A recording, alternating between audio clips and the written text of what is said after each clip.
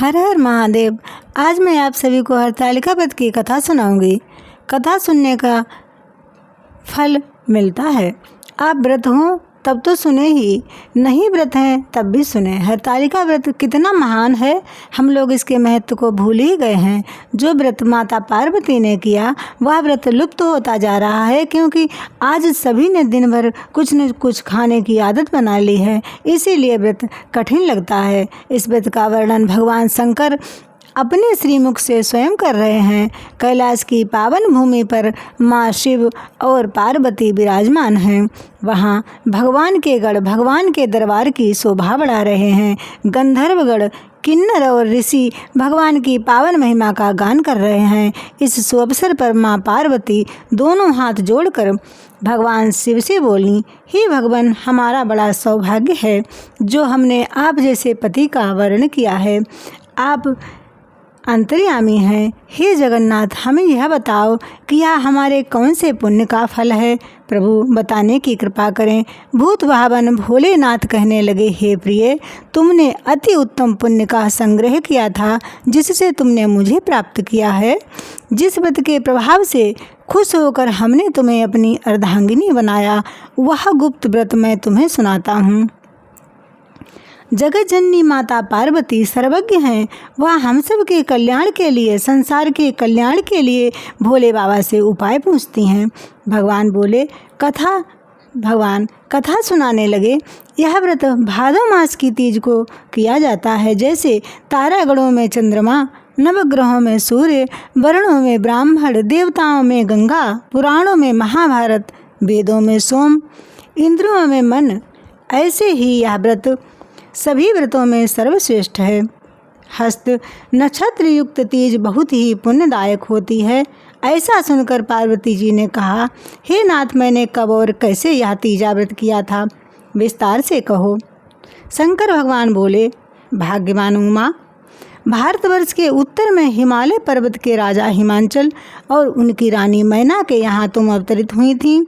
तुम बचपन से ही आराधना करती थी। किशोरावस्था में तुमने गुफाओं में जाकर सहेली सहित मुझे पाने के लिए तप किया। कुमारी कन्याओं की पूजा बहुत ही फलदायी होती है। तुमने गर्मी में तपती चट्टानों पर, वर्षा ऋतु में, शरद ऋतु में पानी में खड़े होकर, इसी प्रकार जब 6 ऋतुएं निकल गईं, 6 वर्ष पूरे हुए, जब हमने दर्शन नहीं दिए, तब तुमने वायु का सेवन किया, सूखे पत्ते खाकर शरीर को छीण किया। असतप काहुन कीन भवानी, भय अनेक धीर मुनि ज्ञानी, बहुत ही कठिन तपस्या करी। एक दिन भगवान विष्णु ने नारद जी को हिमांचल के पास भेजा। राजा हिमांचल चिंता में बैठे थे। नारद ऋषि का आगमन हुआ। स्वागत सत्कार करने के बाद पति पत्नी हिमांचल और मैना दोनों हाथ जोड़कर पूछने लगे, हे ऋषिवर, क्या मैं आपके आने का कारण पूछ सकता हूँ? तब उन्होंने बताया, आपकी पुत्री से भगवान विष्णु विवाह करना चाहते हैं, इसीलिए हमें उन्होंने भेजा है। इसी मंगल कार्य के लिए हम यहाँ आए हैं। राजा हिमांचल बहुत खुश हुए। राजा ने वन में जाकर अपनी पुत्री पार्वती को यह शुभ समाचार सुनाया। तब पार्वती बहुत दुखी हुई। तुम्हारी अलिया नाम की सखी तुम्हें एक गुफा में ले गई तपस्या हेतु। तब तुमने बालू का लिंग बनाकर उसकी स्थापना करके 16 प्रकार से पूजन किया, रात्रि जागरण किया, बिना अन्न जल के। तब मेरा सिंहासन हिला, तब मैंने तुम्हें दर्शन दिया। मैंने कहा, जो इच्छा हो बताओ। तब तुमने कहा कि भगवान, मैं मूर्खतावश तुम्हें पति मान चुकी हूँ, मैं तुम्हें ही पति रूप में पाना चाहती हूँ। जन्म कोटि लगी रगर हमारी, बरहूँ शंभुनत रहूँ कुमारी। एवं मस्तु कहकर वहाँ से अंतर्धान हो गया मैं। तुम्हारे पिता तुम्हें ढूंढते मूर्छित होकर वहीं पर पड़े थे जहां तुम लिंग विसर्जन करने गई थीं। मूर्छा ठीक होने पर उन्होंने तुम्हें देखा और कहने लगे, बेटी, तुम इस भयंकर वन में क्यों हो और क्या कर रही हो? घर चलो। तब तुमने अपने पिता से कहा कि आप हमारा पाणी ग्रहण भगवान विष्णु से करना चाहते हैं, इसलिए यहाँ मैं अपने प्राण त्याग दूंगी। राजा ने कहा, अरे पुत्री, जो तुम्हारा संकल्पित होगा उसी से मैं तुम्हारा विवाह करूँगा। तब तुम अपने पिता के साथ अपने घर गईं। तब राजा ने वेद विधि से तुम्हारा विवाह हमारे साथ किया। तुम्हारी सखी के हर ले जाने के कारण यह हरतालिका हुआ। हिमाचल की गुफा में तीज व्रत करने से इसका नाम हरतालिका तीज व्रत के नाम से प्रसिद्ध हुआ।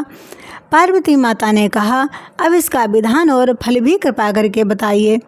शंकर भगवान बोले, यह व्रत सौभाग्यवती स्त्री एवं कुमारी कन्याओं को जरूर करना चाहिए। इस दिन निर्जल रहें, पार्वती और शिव की स्थापना करें, रात्रि में जागरण करें, तरह तरह के भोग सामग्री समर्पण करें, ओम नमः शिवाय बोलकर भगवान को अर्पित करें। सुबह ब्राह्मणों को दान दें।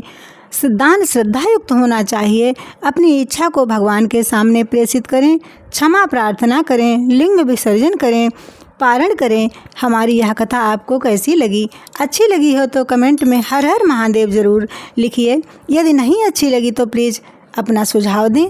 आप सभी के सहयोग से ही हमारी सफलता संभव है। आपके अच्छे अच्छे कमेंट से हमारा मनोबल बढ़ता है। आप सभी ने हमें आगे बढ़ाया, इसके लिए आप सभी को बहुत बहुत धन्यवाद।